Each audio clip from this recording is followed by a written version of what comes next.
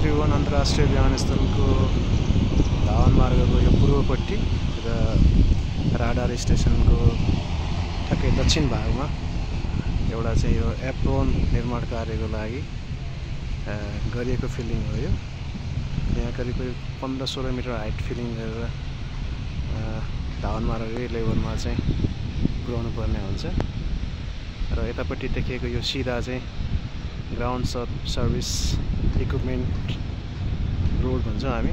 त्यो ground service इक्विपमेन्टको हिँड्नको लागि बनाइने रोडको फिलिङ पनि सँगसँगै भइरहेको अवस्था छ र सँगसँगै यो रिक्वायर्ड डिजाइन स्लोपभन्दा बाहिरपट्टि नै केही फिलिङ गरेको छ भन्ने।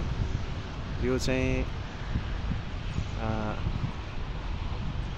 यहीँ उपलब्ध भएको माटो नै युज गरेर यसलाई पनि त्यही लेभलमा लग्ने उद्देश्य छ ताकि त्यो पनि पछि केही प्रयोगमा आओस् त्यो एरिया पनि भनेर त्यसो गर्न लगाइरहेको छ। यो ठ्याक्कै यो साइडपट्टि चाहिँ बस्ती हो।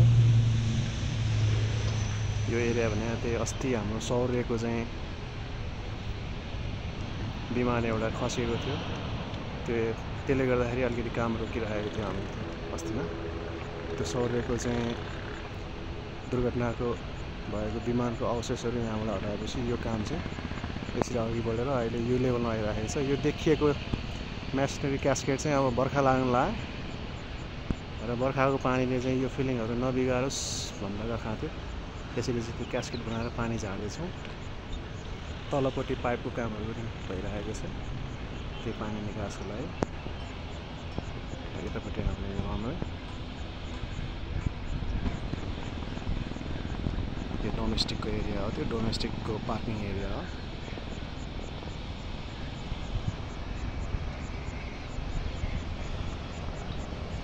र यो जिएससी रोड चाहिँ यो सिधा आएर यो देखिएको यो कालोपत्रे सडकमा गएर चाहिँ मिट हुन्छ र यो सँगै यतापट्टि हामीले चाहिँ यो यही आयोजनाबाट चाहिँ बनाएको यो एउटा एप्रोन हेलिकप्टर पार्किङ गर्ने उद्देश्यको साथ बनाएको एप्रोन हो। अहिले चाहिँ यहाँ यो विमानहरू पार्किङ गर्नलाई भइरहेको छ।